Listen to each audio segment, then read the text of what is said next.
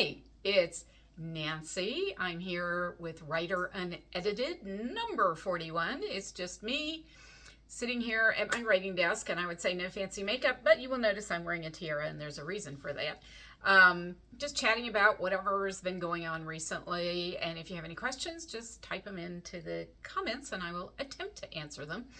If you have missed any prior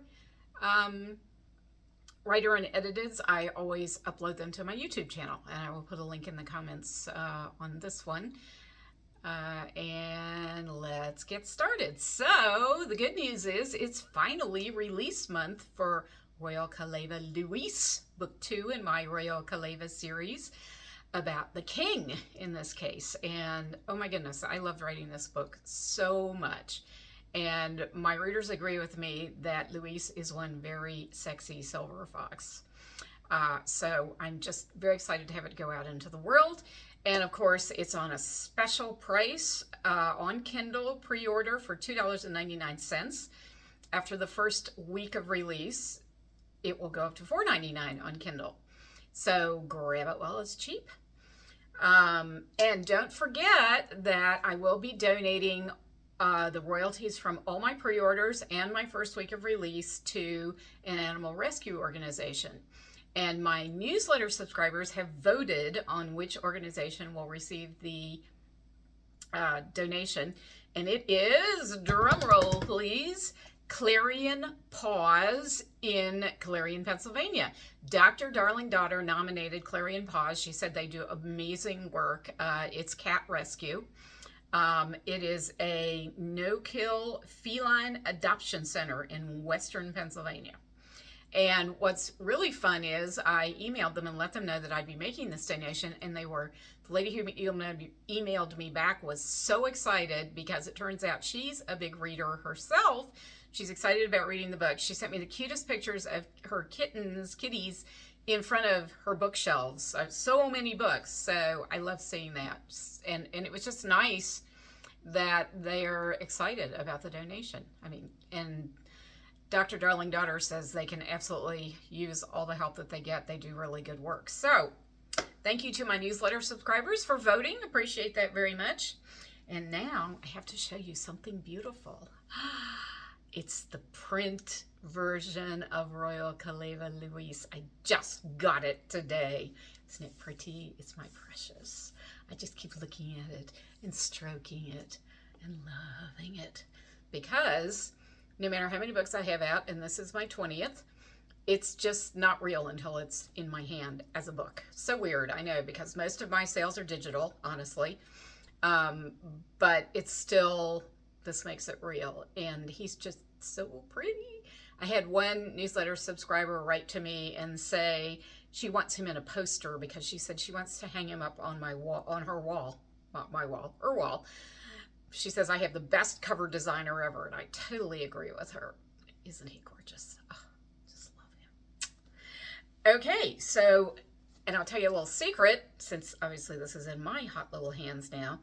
You can actually, don't tell anyone else, order the print version right now, even though the book technically isn't released until June 25th, and the digital versions will not be released until June 25th.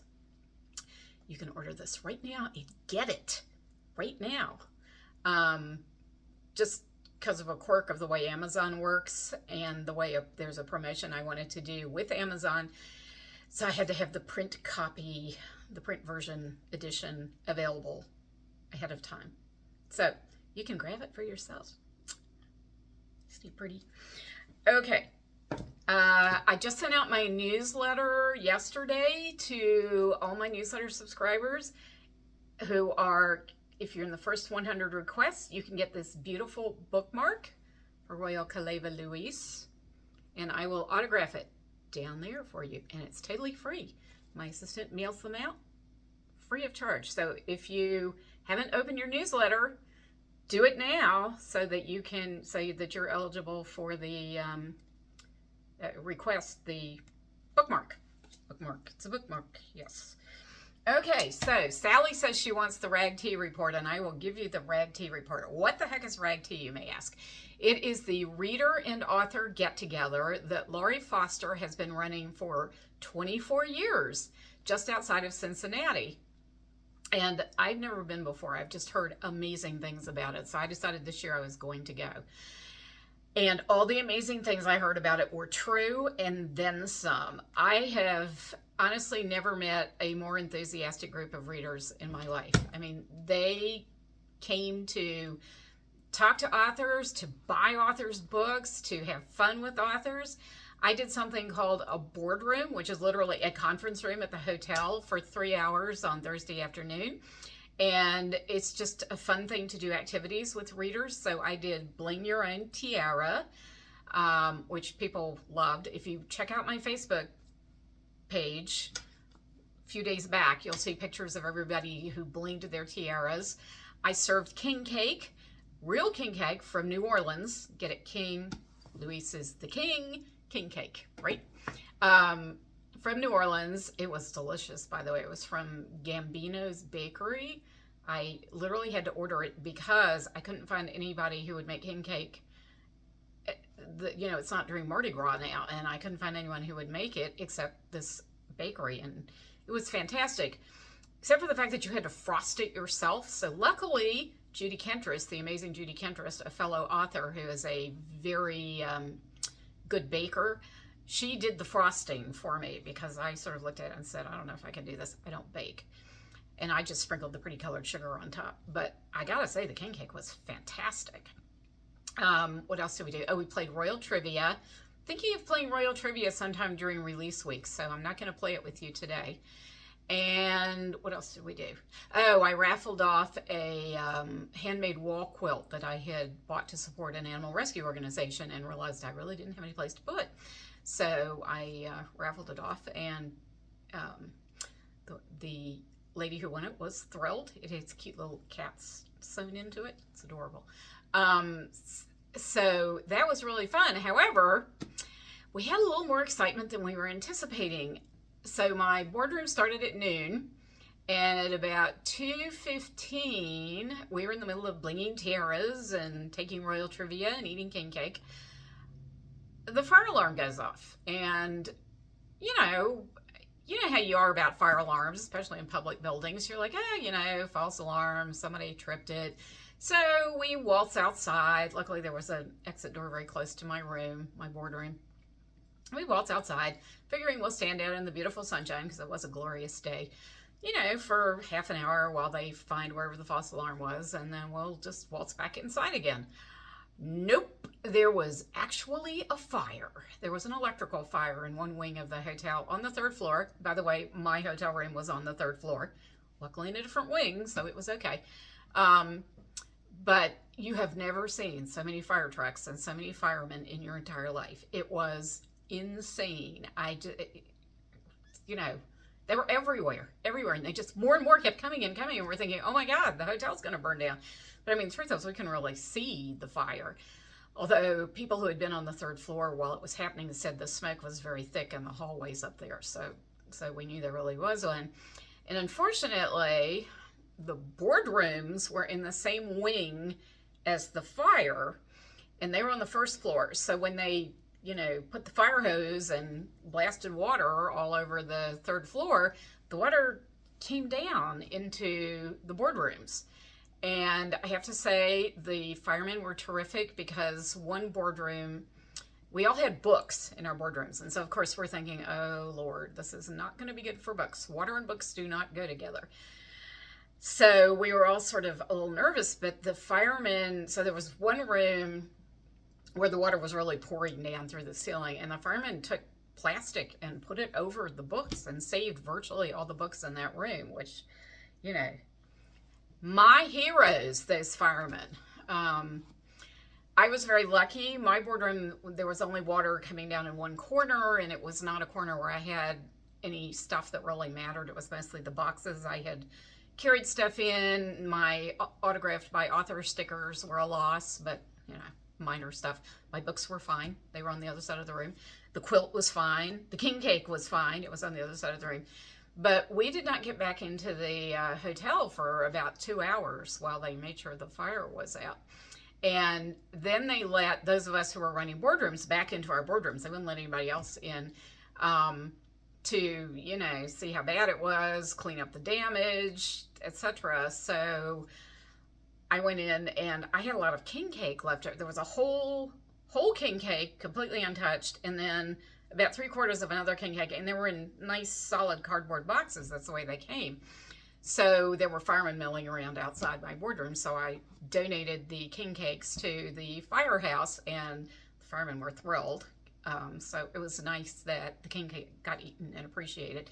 And as I said, all my stuff was fine. But I don't think I've ever been in a place where the fire was real. I've been to conferences, 2 of them come to mind, both of them romance writer conferences, where there were false alarms, sometimes in the middle of the night, sometimes in the middle of the day. I remember at the New Jersey Romance Writers Conference in October, when it's cold, thank you very much, it was in the middle of the night. Somebody was smoking in the fire stairs, in the stairwell.